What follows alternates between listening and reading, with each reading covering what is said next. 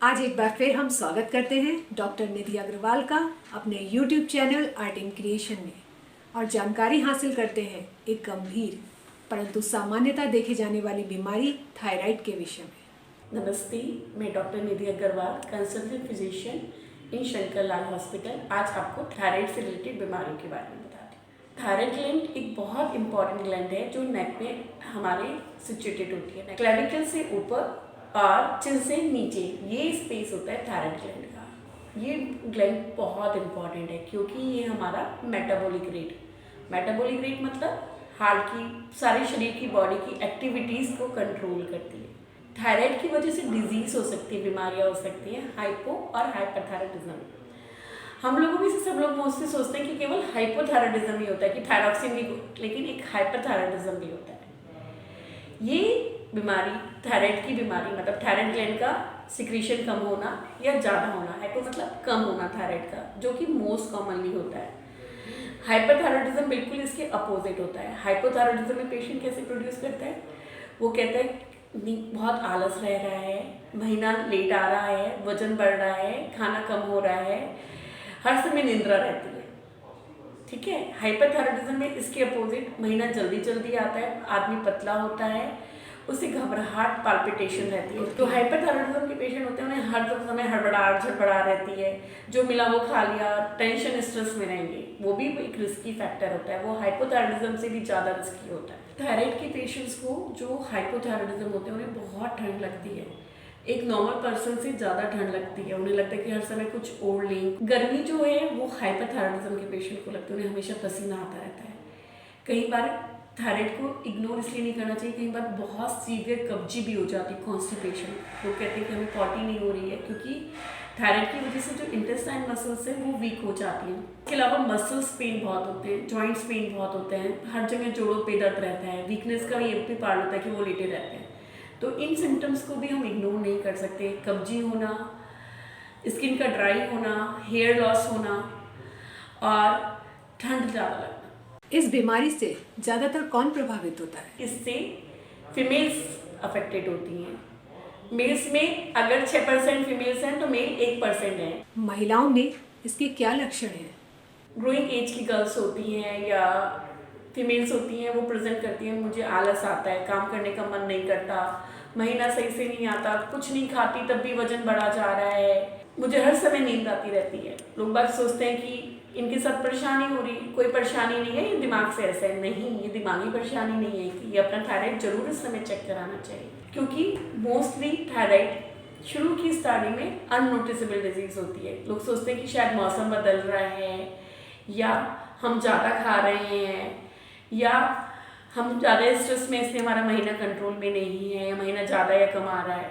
नहीं, अगर आपको इस तरीके के सिम्टम्स हो कि हमें हर समय नींद आती रहती हो, कमजोरी लग रही है, महीना सही समय से नहीं आ रहा, हम कंसीव नहीं कर पा रहे, बच्चा नहीं हो पा रहा हमें, तो आप अपने डॉक्टर्स को मिलें। ये मैंने बेसिक सिम्टम्स जो मोस्टली 90% लोगों को होते हैं वो बताएं।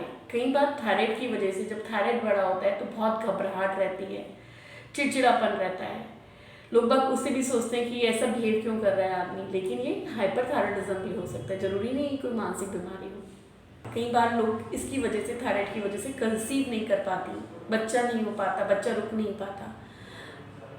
अगर बच्चा रुक जाता है तो जल्दी जल्दी प्रेगनेंसी लॉस हो जाती है, हर दूसरे या तीसरे महीने पे, स्पेशली चौथे पाँचवें महीने पे आके कहते हैं कि बच्चा तो ठीक हुआ था लेकिन प्रेगनेंसी गिर जाती है, या बच्चे का दिमाग कम होता है। आजकल डॉक्टर्स पहले 3 महीने में थायराइड चेक कराते हैं। क्यों? क्योंकि ये बच्चों के मेंटल डेवलपमेंट पे भी, जो पेट में बच्चा उसके मेंटल डेवलपमेंट पे भी असर डालता है। दूसरी बात, अगर ये थायराइड प्रेगनेंसी में हो तो ये बीपी बढ़ा देता है, जिससे बच्चा छोटी उम्र में आ जाता है। फिर प्रेगनेंसी में अपनी कॉम्प्लिकेशंस हो जाती है, जैसे औरतों को घबराहट रहने लगती है बहुत ज़्यादा, बार बार बच्चे लॉस हो रहे होते हैं। तो इस थायराइड बीमारी को इग्नोर नहीं करना चाहिए हम लोगों को, क्योंकि इग्नोर करने से प्रॉब्लम्स हमारी बढ़ेंगी। क्या वृद्धावस्था के लोग भी इस बीमारी से प्रभावित हो सकते हैं? 50-60 साल के लोग भी आते हैं, वो हार्ट की प्रॉब्लम लेके आते हैं। उनको हार्ट में PSVT एक डिजीज़ होती है, जिसमें हार्ट धड़कन तेज हो जाती है, बहुत घबराहट होती है। जब तक उसमें इंजेक्शन या दवाइयाँ लगी, जानलेवा तक हो सकती है, क्योंकि अगर हार्ट की रिदम नॉर्मल नहीं रहेगी तो हार्ट फेलियर हो सकता है। बड़ी लंबी उम्र में कई बार कहते हैं लोग हाथ पैरों में सुनसुनाहट रहती है, झनझनाहट रहती है, या थायराइड की ग्लैंड बड़ी हो जाती है, स्किन रफ रहती है। कई लोग बोलते हैं मैं इतना तेल लोशन सब कुछ लगाता हूँ तब भी मेरी स्किन इतनी ड्राई है, बहुत ड्राई है। ये क्यों? थायराइड की वजह से। ऐसे पेशेंट को अपना थायराइड जरूर चेक करना चाहिए। कितना भी लोशन लगाने के बाद थायराइड के पेशेंट्स की स्किन बिल्कुल ड्राई रहती है। जब स्किन ड्राई होती है, स्किन हमारी बॉडी का लार्जेस्ट ऑर्गन है, इसमें कुछ भी इन्फेक्शन होने के चांसेस हो सकते हैं। बच्चों में इसका क्या प्रभाव देखने को मिलता है? अगर थायराइड का कंट्रोल प्रेगनेंसी में कंट्रोल सही से नहीं होता तो ऐसी लेडीज़ का जिनकी थायराइड अनकंट्रोल होता है उनके बच्चे मेंटली रिटार्डेड पैदा हो सकते हैं, ग्रोथ कम हो सकती है, फिजिकल भी और साइकोलॉजिकल और मेंटल भी। मतलब कि जो IQ जिसे इंटेलिजेंस क्वांटेंट बोलते हैं वो भी कम हो जाता है। शरीर कमजोर होगा, दांत उनके जल्दी नहीं आ पाएंगे, उनके शरीर में शॉर्ट होंगे, छोटे होंगे, क्योंकि कैल्शियम मेटाबॉलिज्म को भी थायराइड हमारा कंट्रोल करता है। छोटे बच्चे होंगे, लेस IQ के होंगे, देखने में मोटे होंगे लेकिन शरीर में कोई जान नहीं होगी, पेट उनका फूला हुआ होगा। जब ये बच्चे बड़े भी होते चले जाते हैं तब भी इनकी प्रॉब्लम्स रहती है। इनका सेक्सुअल डेवलपमेंट भी उतना नॉर्मल नहीं होता जितना कि एक नॉन थायराइड बच्चे का होता है। प्यूबर्टी डिलेड होती है ऐसे बच्चों की। पुरुषों में इस बीमारी के क्या लक्षण होते हैं?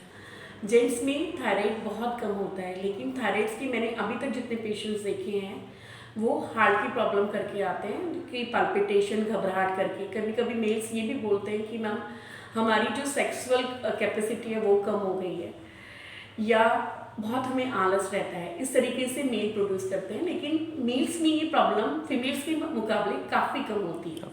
थायराइड के सामान्य कारण क्या हैं? ये कई बार जन्मजात बीमारी होती है, और जन्मजात बीमारी का दिस इज कंजेनाइटल, जिसका कोई खास इलाज नहीं होता है। कई बार ऑटो इम्यून डिजीज अपनी ही बॉडी अपने ही अगेंस्ट एंटीबॉडीज बनाने लगती है, लेकिन हमारी इंडिया में इतनी फैसिलिटीज़ नहीं है कि हम अपने अर्ली स्टेजेस में कई बार डिटेक्ट नहीं कर पाते। अगर कई बार डिटेक्ट भी करते हैं तो इनका इलाज इतना कॉस्टली होता है कि पेशेंट नहीं कर पाता। कई बार जो एंटीसाइकोटिक मेडिसिन है, मतलब जो मेंटल इलनेस के लिए भी पेशेंट लेते हैं, जिसमें लिथियम बहुत इंपॉर्टेंट हमारी मेडिसिन है, या माइंड्रॉन है, ये भी थायराइड के डिसऑर्डर्स कर देते हैं। कई बार कैंसर का ट्रीटमेंट होता है जिसमें रेडिएशन वगैरह का ट्रीटमेंट होता है, उससे भी थायराइड हो सकता है। थायराइड के मरीज को कैसा आहार लेना चाहिए? ऐसे मरीजों को fatty food, cauliflower, broccoli families की सारी फूड्स कम खाने चाहिए, जैगरीज, मिठाइयाँ, ये सब कुछ जो शुगर में भी होता है लगभग इसमें भी होता है कि हमें अपना वजन गेन नहीं करना है, तो जितनी भी चिकनाई वाली चीज़ हो गए, प्रोसेस्ड फूड हो गए, ये सब अवॉइड करने चाहिए। व्यायाम थायराइड में किस प्रकार सहायता कर सकता है? Exercise, yes, exercise is a very important role to control our body. क्योंकि देखिए, हम अगर एक्सरसाइज करेंगे, जो हम भारतीयों में ही है योगा अपने आप में वो एक ऐसी रेमेडी है, वो बहुत सारी चीज़ों को हमारे कंट्रोल करती है। वो हमारे हेड से लेके टो कंट्रोल करती है, क्योंकि ये मेटाबॉलिक डिसऑर्डर है। मेटाबॉलिज्म सही होगा तो सब चीज़ें होंगी। जैसे हम लोग कहते हैं कि सादा भोजन खाएं, सुबह एक्सरसाइज, योगा करें, वॉकिंग करें। वॉकिंग से वेट भी रिड्यूस होता है, स्ट्रेस भी रिड्यूस होता है, क्योंकि हम लोग stress is one of cause of hyperthyroidism और hypothyroidism.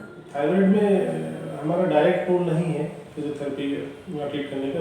We are just giving treatment in the complications of the thyroid, like if patient is having hypothyroid, increase the muscle strength, increase the joint range of motion, decrease the joint swelling, and just mobilize the patient. Physiotherapist ने बताया कि कुछ exercise इस तरीके से करते हैं जो कंट्रोल करती हैं।